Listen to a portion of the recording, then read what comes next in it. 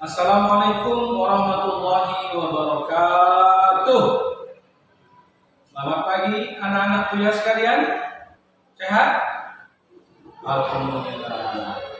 Ya, mudah-mudahan hari-hari kita senantiasa diberikan Allah kesehatan sehingga kita bisa beraktivitas seperti biasa, terkhusus untuk anak-anak Buya dalam melaksanakan pembelajaran dan mendatang ke sekolah yang insya Allah memberikan pengetahuan kepada kita semuanya. Anak-anak Buya sekalian, sebelum kita memulai pelajaran kita, mari kita berdoa.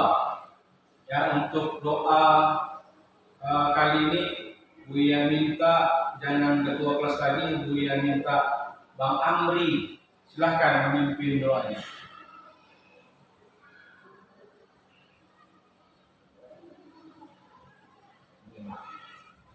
Baik, terima kasih kepada Bang Amri yang sudah memimpin doa. Sebelum kita memulai pelajaran, Buya mau mengabsen anak-anak Buya yang soleh dan solehah ini. Ya. Baik, anak-anak Buya sekalian, hari ini kita akan belajar tentang sholat berjamaah dan sholat munfarid. Ya, jadi nanti kita akan membahas secara luas, membahas secara jelas terkait tentang sholat jamaah dengan sholat munfarid. Ya, baik anak-anak Buya.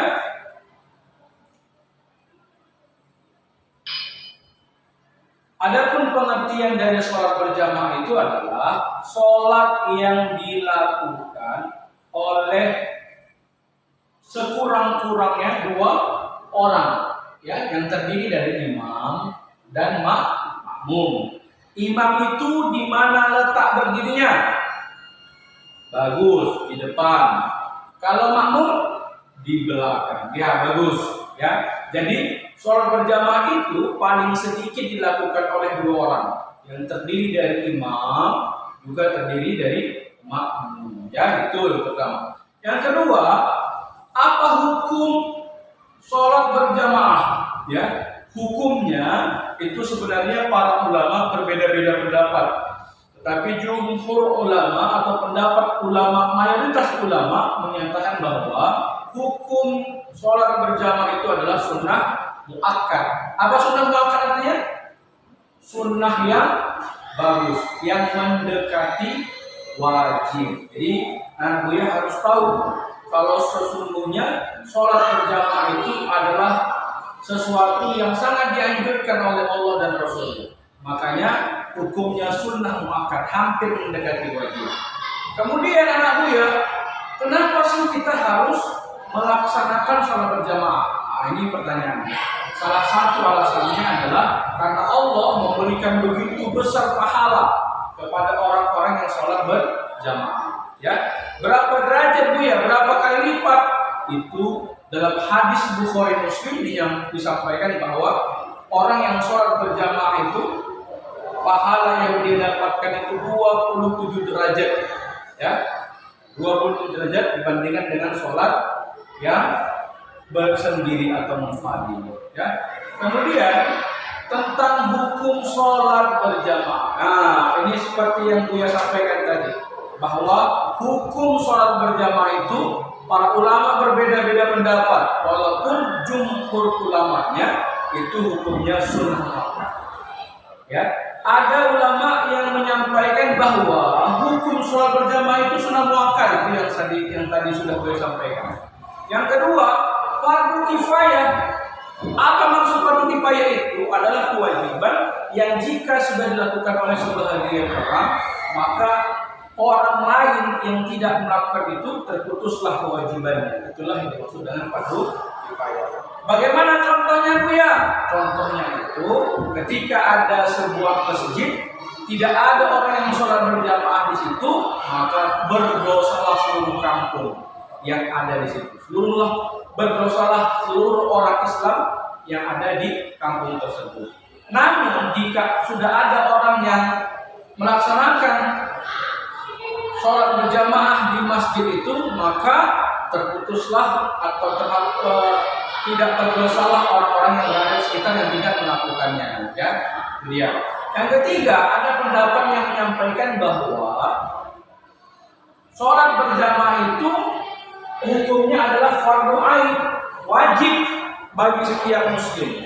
Maka menurut pendapat ini, orang yang tidak sholat berjamaah terkhusus di masjid, maka dia mendapatkan dosa. Ya, ini sesuatu pendapat yang sangat keras bagi kita umat Islam. Yang keempat, sebagai syarat sah sholat. Ya, sebagai syarat sah sholat. Ada pendapat ulama walaupun skalanya sangat kecil yang menyampaikan bahwa sholat berjamaah itu merupakan syarat sah. Jadi kalau tidak sholat berjamaah maka tidak sah sholatnya. Ya, walaupun dari 4 pendapat ini, anak-anak buya sekalian, yang soleh dan solekan, yang cantik-cantik dan ganteng-ganteng, pendapat mayoritas ulama itu adalah hukumnya sunnah muakkad. Ya, alhamdulillah. Ya, kemudian Buya tadi sampaikan bahwa jamaah itu ada yang namanya imam dan ada yang namanya makmum. Ya, di dalam Islam juga diberikan syarat-syarat untuk menjadi imam. Karena tidak boleh orang menjadi sholat khusus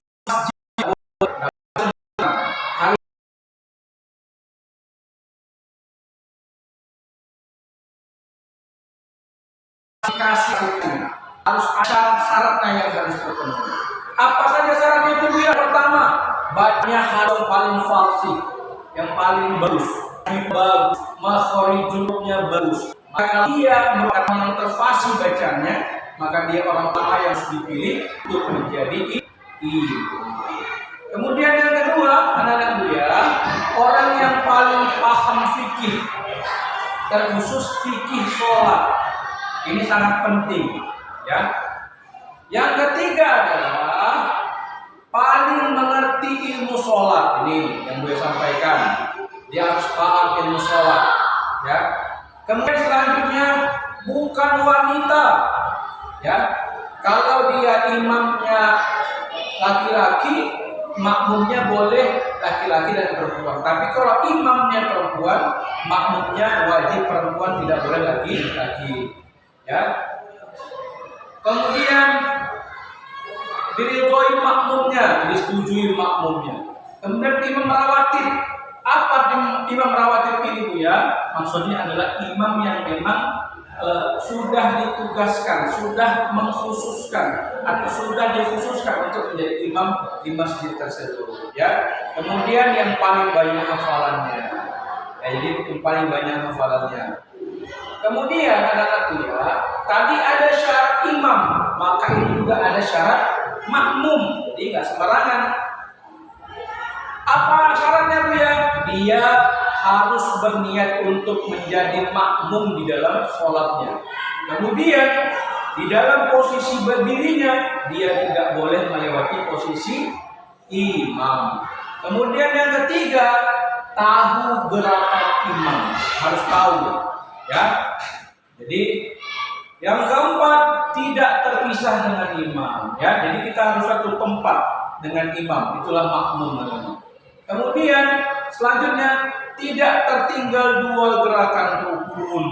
Ya, kalau dia tertinggal, jadi kita sebut dengan namanya masbuk.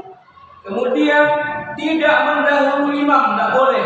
Makmum mendahului gerakan imam, tidak boleh. Ya. Contoh, imamnya belum ruku, ya, dia sudah ruku, nggak boleh, batal sholatnya. Jadi itu syaratnya.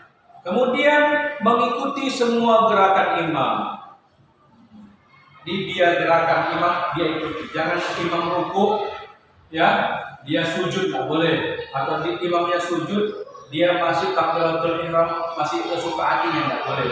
Kemudian mengakui sahnya sholat imam. Jadi harus meyakini bahwa imam yang memimpin itu adalah imam yang layak dan kemudian pantas untuk diikuti sebagai imam, ya. Kemudian ada yang namanya pembagian makmum, ya, pembagian makmum. Pembagian makmum anak-anak kuliah secara garis besar dibagi menjadi dua bagian. Apa itu dia? Yang pertama adalah muwafiq. Apa itu artinya? Makmum yang terlambat datang mengikuti imam tetapi sempat membaca Al-Fatihah sebelum imam ruku, ya. Jadi dia sempat membaca Al-Fatihah, dia datang terlambat tapi dia sempat membaca Al-Fatihah sebelum imam ruku, itu disebut dengan muwafiq. Bagus. Masbuk, makmum yang terlambat datang sementara imam sudah melakukan rukun sholat. Nah, ini masbuk, ya. Ini yang sering kita sebut dengan masbuk. Kemudian anak ya, makmum juga terbagi menjadi masbuk dan muwafiq. Ya, apa itu dia? Masbuk adalah tidak ruku bersama imam, ya. Masbuk adalah orang yang tidak sempat ruku bersama imam. Sedangkan muwafiq adalah ruku bersama imam. Ya, makmum sempat ruku bersama imam. Jadi kalau dia orang jamaah sholat yang tidak sempat ruku bersama imam, maka dia wajib menambah rakaat lagi. Sedangkan orang yang makmum yang sempat ruku bersama, dia perlu menambah rakaat nantinya. Ya, anak-anak ya, sampai di sini paham? Paham? Alhamdulillah, ya. Coba sebelum Buya lanjutkan ke tema selanjutnya, Buya mau kita tepuk semangat. Setuju? Oke, baik. Tepuk semangat. Semangat.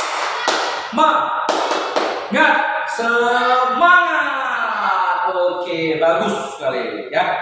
Baik, selanjutnya kita akan bahas bagaimana sih keutamaan sholat.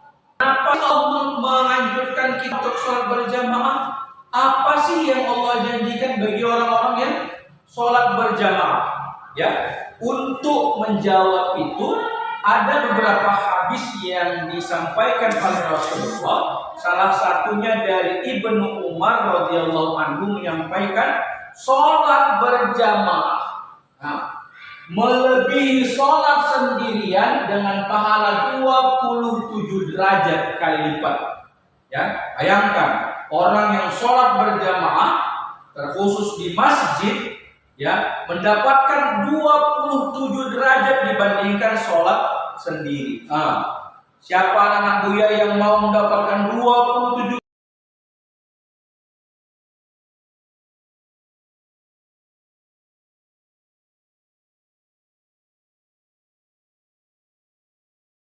air besar kita sholat dengan kenapa? Karena kita nanti bisa tidak khusyuk. Bayangkan mau buang air besar sholat boleh, ya. Takut datangnya bahaya, sakit setelah makan bau pada mulut, sakit boleh. Bayangkan anak-anak mulia, saking wajibnya sholat itu, ya, orang yang sakit sekalipun masih diwajibkan untuk melaksanakan sholat. Kalau tidak bisa sholat berdiri, duduk. Kalau tidak bisa sholat duduk, berbaring. Ya, kalau tidak bisa berbaring dengan gerakan, maka pakai isa. Ya, anak-anak Buya sekalian yang saleh dan salihah, nanti akan Buya tampilkan bagaimana semangatnya orang-orang Muslim di dunia ini melaksanakan sholat.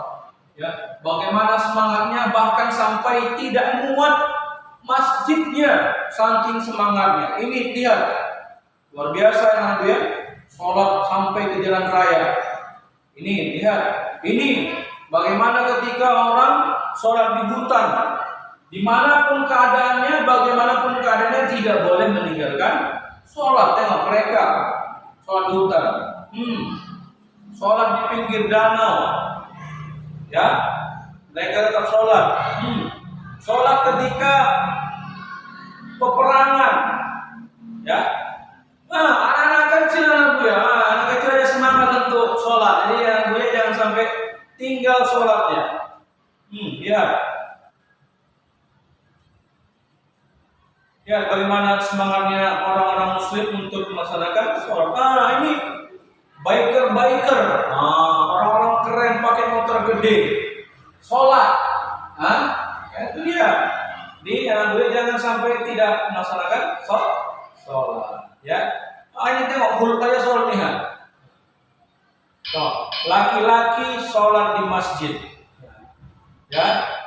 Kemudian anak-anak Buya, sebagai penutup pertemuan kita, Buya akan membahas bagaimana hikmah sholat berjamaah. Ya, kita lihat yang pertama, hikmah sholat berjamaah itu adalah meningkatkan ketakwaan kepada Allah Subhanahu wa Ta'ala. Kenapa bisa meningkatkan ketakwaan? Karena sholat berjamaah itu merupakan perintah Allah. Jadi orang yang melaksanakan perintah Allah sesungguhnya dia sedang membangkitkan, sedang meningkatkan ketakwaannya kepada Allah. Ya. Kemudian menambah kekhusyukan dalam beribadah. Jadi orang yang berjamaah itu sholat dan berjamaah, maka kekhusyukan itu akan semakin kuat.